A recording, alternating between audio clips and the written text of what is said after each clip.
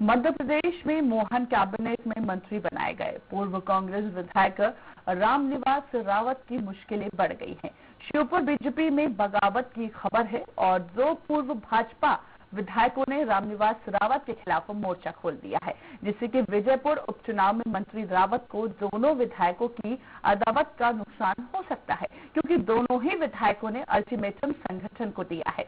अगर रामनिवास रावत को टिकट दिया तो वे पार्टी छोड़ देंगे। देखिए इस पूरी रिपोर्ट में। श्योपुर बीजेपी से बगावत,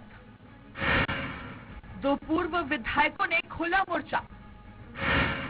उपचुनाव में बढ़ सकती है रावत की मुश्किल। पूर्व विधायक ने पार्टी छोड़ने की दी धमकी।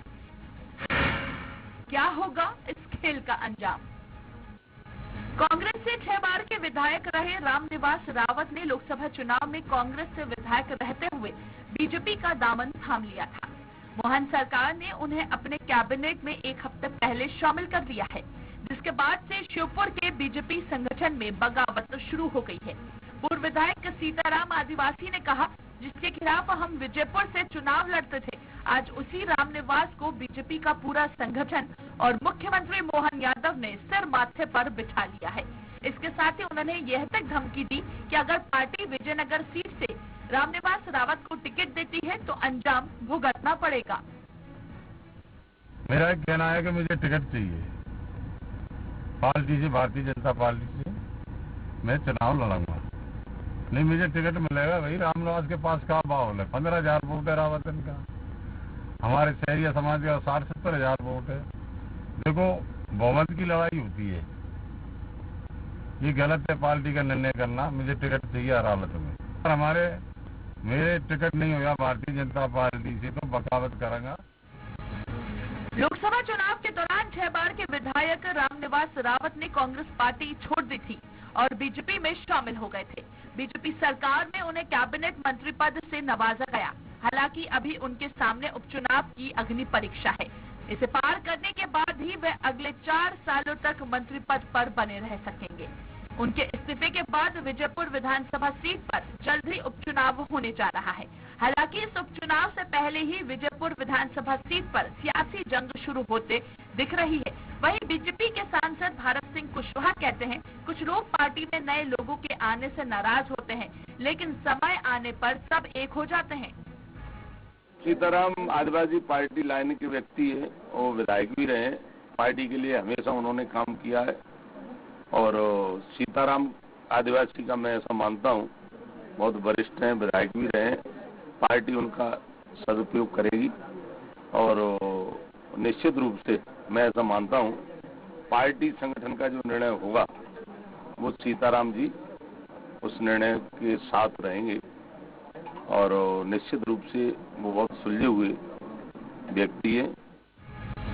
पूर्व विधायक सीताराम आदिवासी और बाबूलाल मेवाड़ा ने उपचुनाव में बीजेपी से टिकट की मांग कर दी है। सीताराम आदिवासी ने पार्टी को चेतावनी दी है कि अगर टिकट ना मिला पार्टी को इसका अंजाम भुगतना होगा। सीताराम आदिवासी के विधानसभा क्षेत्र में उनके समाज के 60,000 से ज्यादा वोट हैं, जबकि रावत के महज 15,000 वोट। सीताराम आदिवासी पहले रामनिवास रावत को चुनाव में धूल चटा चुके हैं। ऐसे में कांग्रेस सांसद अशोक सिंह कह रहे हैं, ये तो होना ही था। जब आप दूसरी पार्टी के लोगों को अपने दल में शामिल करोगे तो मौजूदा कार्यकर्ता नाराज होगा। वहीं बीजेपी के बागी पूर्व विधायकों को कांग्रेस में शामिल करने को लेकर कहा, ये पार्टी सोच समझकर करेगी, जिताऊ उम्मीदवार को ही मैदान में उतारेगी।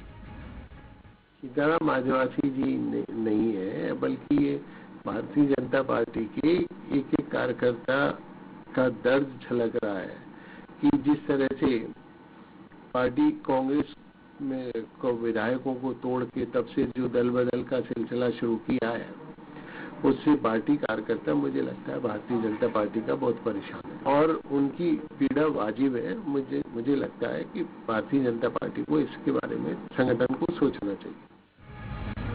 फिलहाल बीजेपी में रामनिवास रावत के शामिल होने से लेकर मंत्री बनाए जाने पर ग्वालियर चंबल की बीजेपी में बवाल मचा हुआ है, क्योंकि जो बीजेपी के पूर्व विधायक रामनिवास रावत के खिलाफ मैदान में उतरे हैं वो उन्हें उसी विधानसभा हार का मजा एक बार नहीं बल्कि 2 बार चखा चुके हैं। ऐसे में कहा जा सकता है रामनिवास रावत के उपचुनाव में मुश्किलें कम होने वाली हैं, बल्कि बढ़ने वाली हैं। स्वराज एक्सप्रेस के लिए ग्वालियर से विनोद शर्मा की रिपोर्ट। केंद्रीय विश्वविद्यालय में इलेक्ट्रॉनिक व्हीकल वर्कशॉप